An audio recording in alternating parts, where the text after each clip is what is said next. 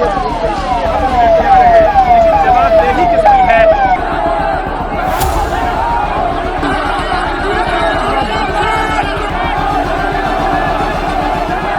उत्तर प्रदेश का बहराइच इस वक्त जल रहा है, धधक रहा है हिंसा की आग में। हिंसा की आग इस कदर बेकाबू हो चली है कि रोके नहीं रुक रही है। लोग दुकानों में घुस रहे हैं, अस्पतालों में जमकर तोड़फोड़ कर रहे हैं और इसके पीछे का कारण दो समुदायों के बीच की वो हिंसा जिसे पुलिस प्रशासन समय रहते रोक पाने में असफल नजर आया। वो योगी सरकार असफल नजर आई जो अपने आप को ये कहती है कि हमारा सबसे अच्छा सुशासन है।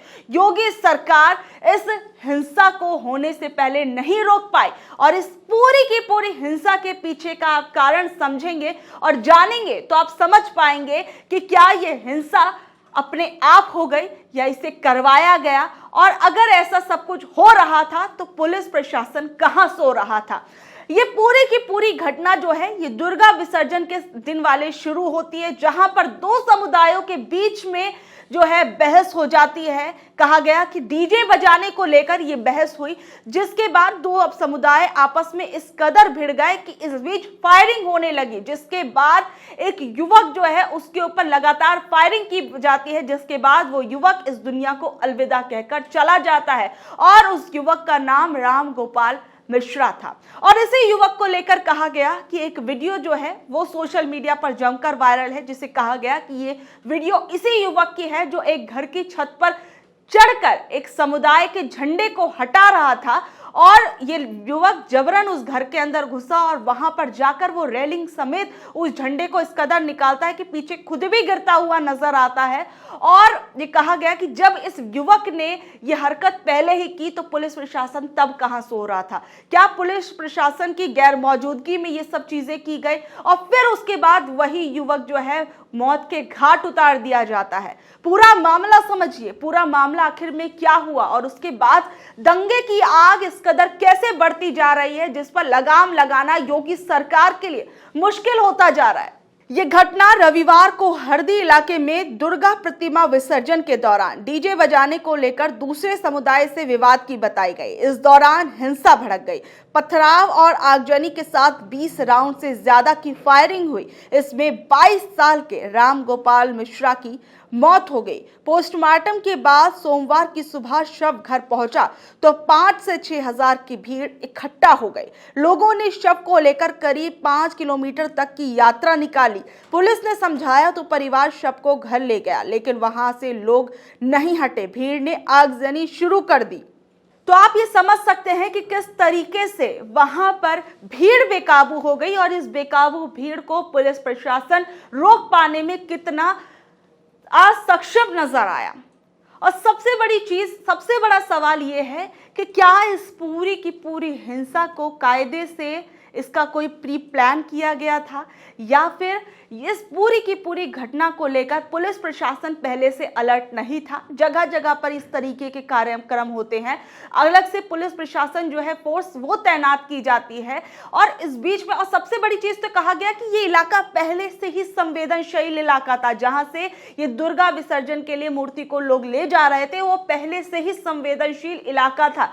तो इस संवेदनशील इलाके के होने के बावजूद पुलिस प्रशासन जो है वो वहां पर गैर मौजूद क्यों रहा, और अगर वहां पर मौजूद था तो उस दौरान इन सब चीजों को देखते हुए भी पुलिस प्रशासन ने अपनी आंखों पर पट्टी क्यों बांध ली, ये सबसे बड़ा सवाल है। अब इसे लेकर लगातार उत्तर प्रदेश के अंदर विपक्ष सरकार पर हमलावर होता नजर आ रहा है। उत्तर प्रदेश में कुछ समय बाद ही उपचुनाव भी होने वाले हैं और सबसे बड़ा सवाल ये कहा गया कि क्या इन उपचुनावों के अंदर माहौल अपने पक्ष में करने के लिए सरकार जानबूझकर इस दंगे को बढ़ा रही है, जानबूझकर इस तरीके की चीजें करवाई जा रही हैं किसी के इशारे पर। ये तमाम सवाल अब इस पूरे के पूरे बहराइच दंगे के इर्द गिर्द घूम रहे हैं। और इस बीच में अब आप सबसे पहले देखिए कि प्रियंका गांधी, समाजवादी पार्टी, इन सभी लोगों की तरफ से क्या कुछ कहा गया है।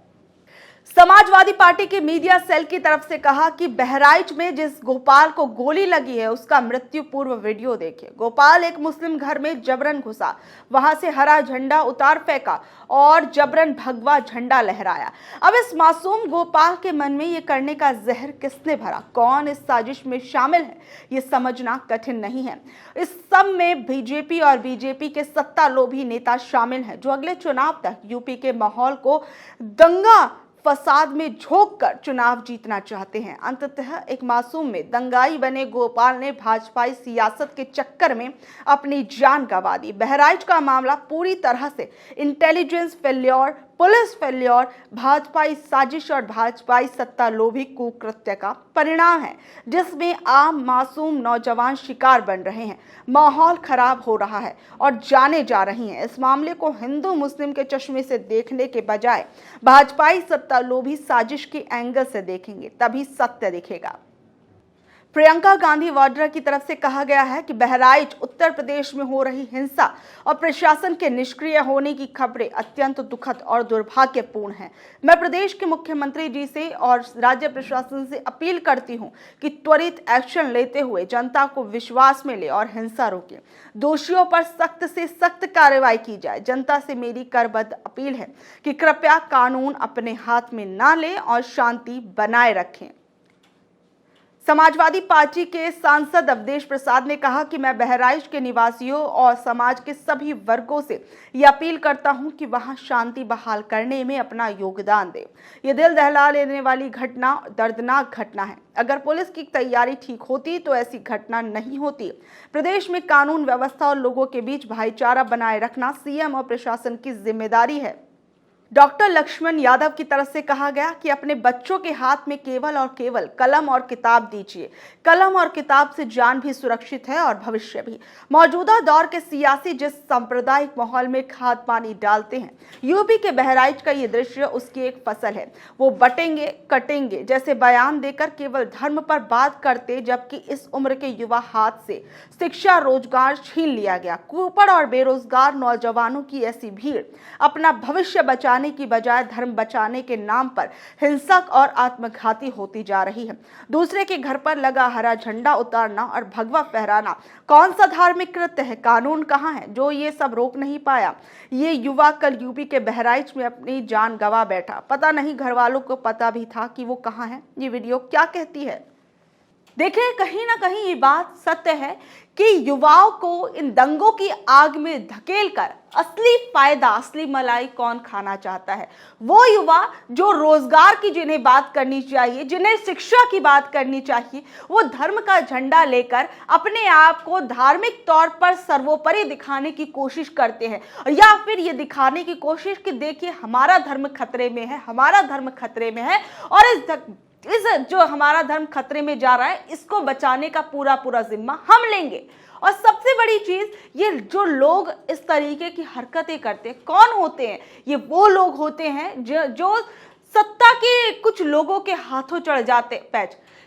ये वो लोग होते हैं जो कहीं ना कहीं अपनी मासूमियत का शिकार बन जाते हैं और इसका फायदा वो लोग लेते हैं जो सत्ता में बैठकर लंबे समय तक धर्म के नाम पर अपनी सियासत चलाना चाहते हैं। सबसे बड़ी चीज आप एक ये देखिए कि इन दंगों के अंदर कौन नजर आते हैं? वो लोग, वो आम लोग ही नजर आते हैं जिन्हें धर्म के चश्मे से हर चीज को दिखाने की शक्ति पैदा की जाती है कि आपको हर चीज धर्म के नजरिए से देखनी है, या फिर आपका धर्म खतरे में है तो आपको अपने धर्म का झंडा लेकर आगे आना होगा, अपने धर्म को बचाना होगा। जबकि वो लोग, वो नेता जो इसके जरिए सत्ता का स्वाद चखते हैं, उनके बच्चे विदेशों में जाते हैं, अच्छी पढ़ाई करते हैं, बड़ी बड़ी डिग्रियां लेते हैं और फिर उसके बाद आकर अपनी बड़ी बड़ी कंपनियों में काम करते हैं या फिर नेतागिरी से जुड़ जाते हैं। लेकिन वो लोग जो इन हिंसा की घटनाओं में से खुद को जोड़कर लेकिन वो लोग जो इस हिंसा की घटनाओं में देखते ही देखते ना जाने कब अपनी जान को स्वाहा कर देते हैं, उन लोगों का क्या?